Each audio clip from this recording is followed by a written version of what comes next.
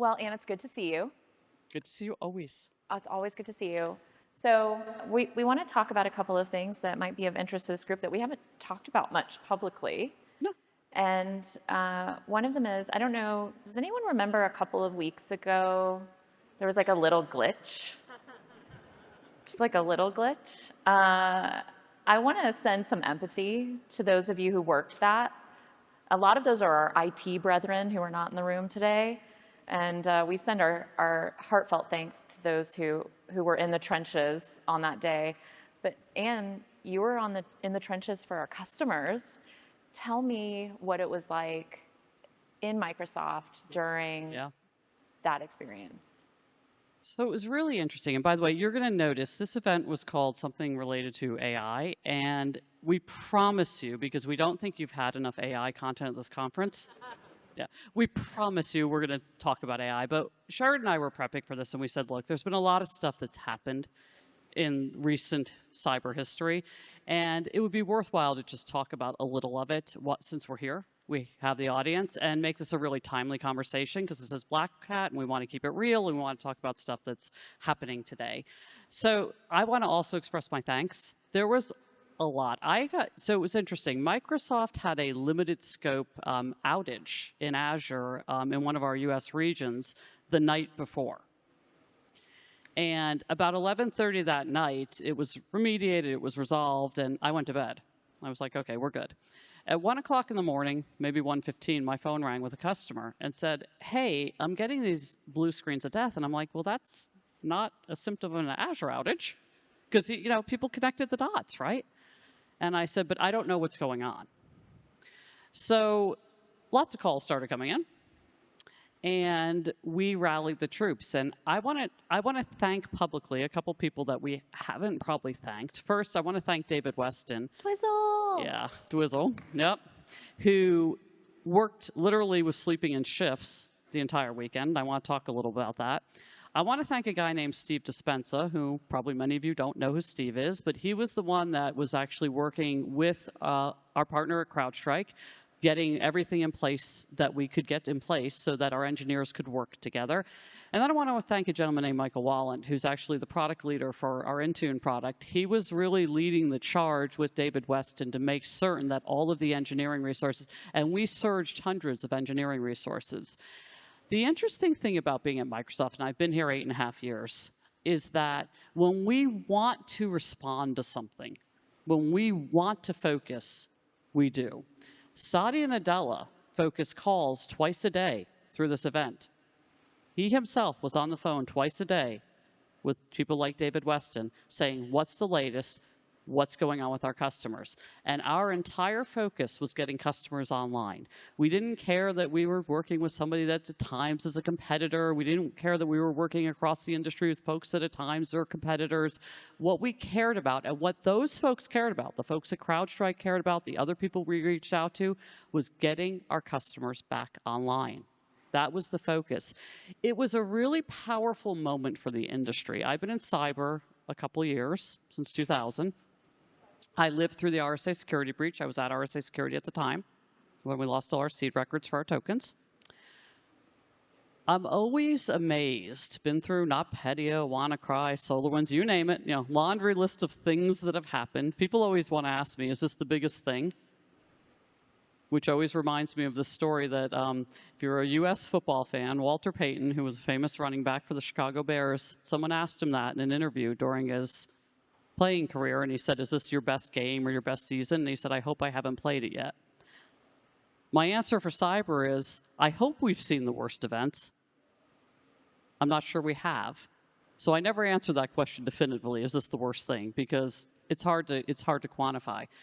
But the pride I had, not just in Microsoft, and those people that were literally working in shifts to write code for a USB to update, to write a Pixie boot. How long ago has it been since, Pixie boot, what's old is new again, right? For people that couldn't use the USB.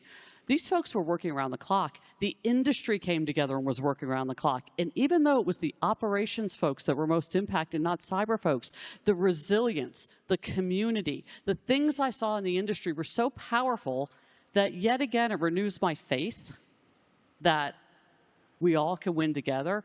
It renews my faith that we can all protect each other. And it renews my faith that, yeah, tomorrow we're going to go compete, but that's okay. When the stuff hits the fan, still trying to stay employed. Sorry. When the stuff hits the fan, we as an industry will come together and help our customers, and that is the most important thing. Help those entities that need our support. So it was an incredible experience. I hope we don't live through another one of those anytime soon, but knowing what we can do, the power of all of us together, is really what I want to land with this audience, that power of community. Raise your hand if you were impacted or you worked it.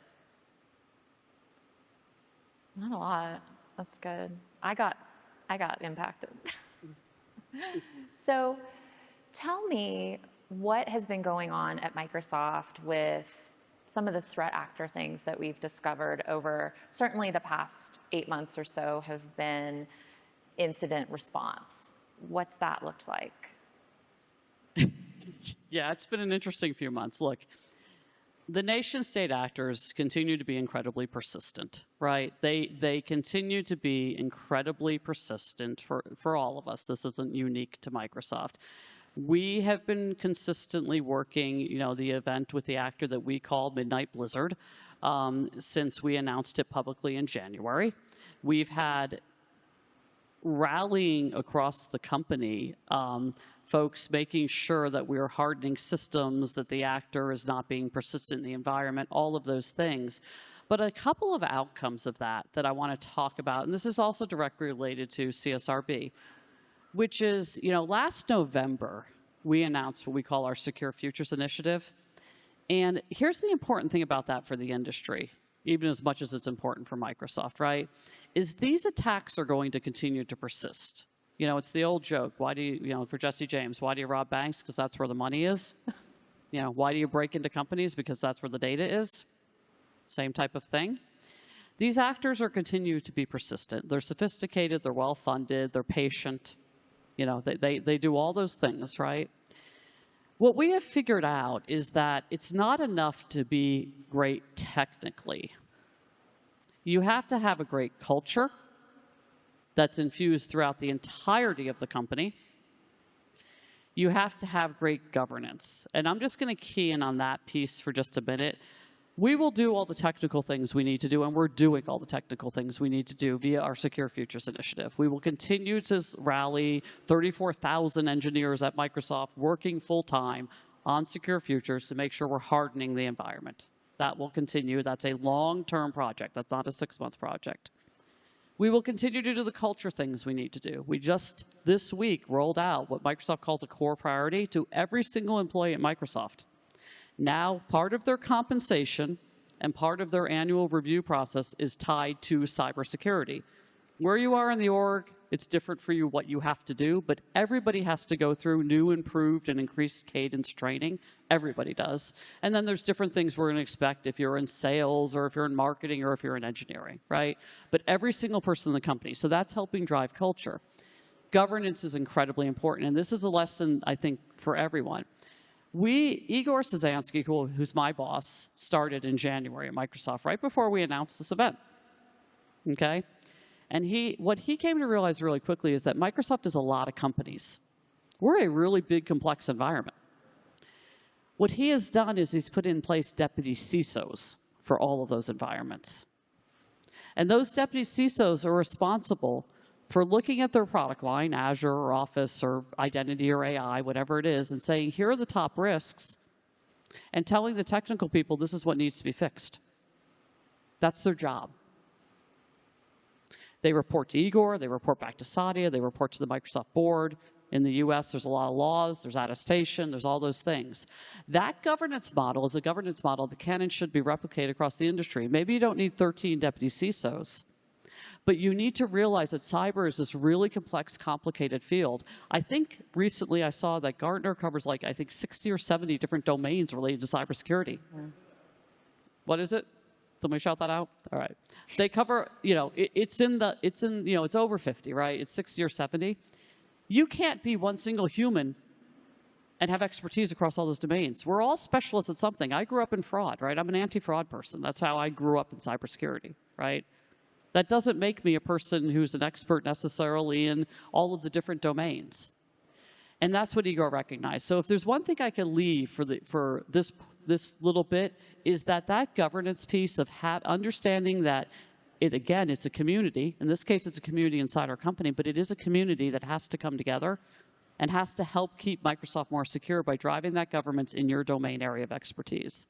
One of the things that I've been doing is teaching workshops to software engineers, which I've never taught threat intelligence to software engineers before, but I've been called up to get developers to understand not just a briefing. We've all seen a threat intelligence briefing, but what does attribution mean? What is an atomic indicator? How do we think about traffic and malicious software and reverse engineering malware? What's the difference between nation state and crime?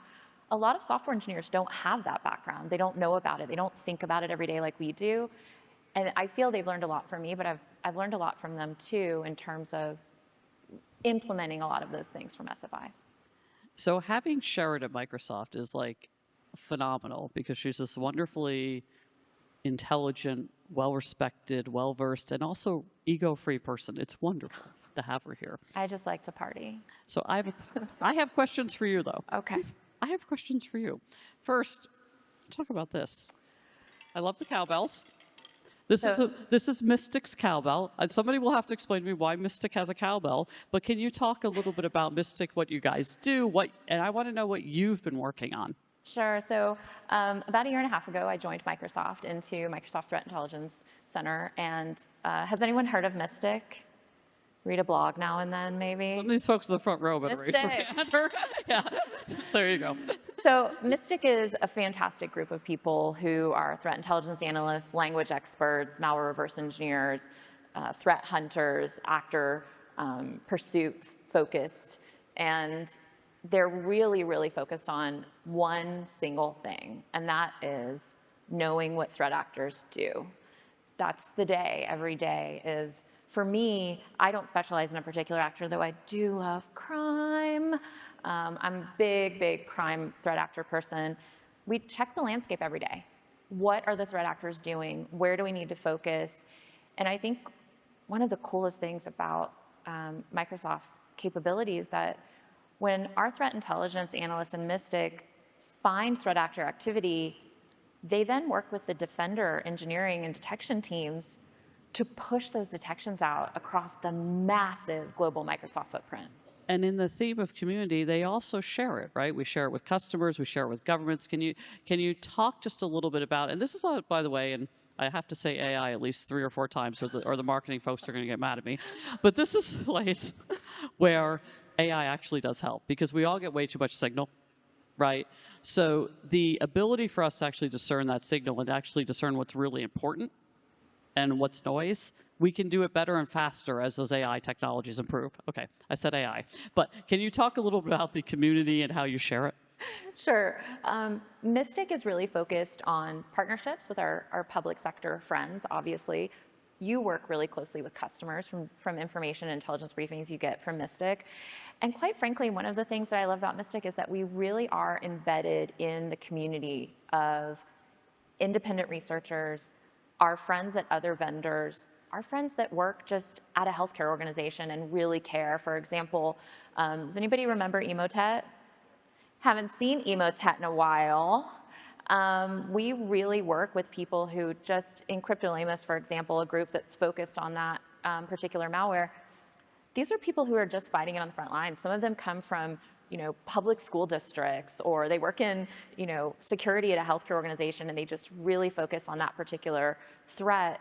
We're there in those groups, and it's so valuable to us, the informal sharing groups, just as much as the formal sharing groups.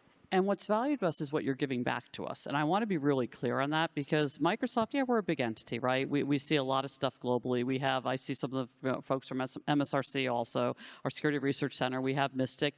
But what we get back from the community, and that, again, that ability for the community to get together and build a type of collective defense because we're all willing to be really, really open and share all of the information we have so that we can head off the big events, right?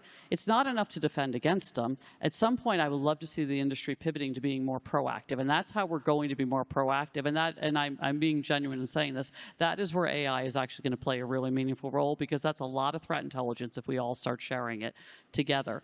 But there's a particular thing we did within the community recently that was a big community effort with the actor we call Octo Tempest. Can you talk a little bit about how the community came together? I saw arrests in the news. It was big press. You know, and the theme of recent events and the theme of community. Can you just talk a little about that? Sure. So Octo Tempest, is everyone familiar with this threat actor group? They were responsible for some ransomware and gaming headlines. What do we call it outside of Microsoft? Scattered Spider. Scattered Spider, so yeah. UNC 3944 as well. I memorize all of the AKAs, and it's very hard.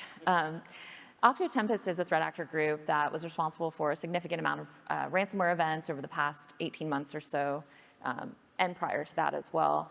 And Microsoft has really seen the pain that that threat actor has caused for people. They have a lot of really persistent tactics. They may not be significantly sophisticated, but they are persistent. And so Microsoft really committed to not only protecting our customers through our products, but also working with our DCU, which is our digital crimes unit within Microsoft, and making sure that we were able to help any kind of law enforcement efforts where we had data. That 78 trillion signals that you mentioned, those help us connect with those public sector partners so that they can get their work done. We also depend on them a lot for things like attribution, confirmation. And the thing that the Digital Crimes Unit also does is they have those relationships with global law enforcement. They help get the warrants. They help do all that. So when you see Microsoft or any of our peer companies in the news, we're giving them the intelligence and the data. I had a customer ask me this yesterday. I did this event yesterday in Seattle before I came down here, and said, we feel like we're alone. We feel like that we are alone. He was in an audience like this, raised his hand, that you're telling us we have to defend ourselves and we can't count on any help from Microsoft or law enforcement. How do you protect us? And I talked about this. I said, all of us, not just us, you know, our peers in the industry, our competitors are also working with law enforcement, giving law enforcement the information they have, helping to protect you so that these arrests like the Octo Tempest arrest that took place can take place. You don't feel like you're alone. Understand that these actors are really sophisticated. They're also really complicated. Like this one was very spread out. It wasn't 10 guys in Nebraska. You know, it's one guy in Nebraska, a guy in Bulgaria, a guy in Brazil, a guy in Spain, wherever they are. That's really, really hard to get the telemetry and enough telemetry to actually isolate to an individual.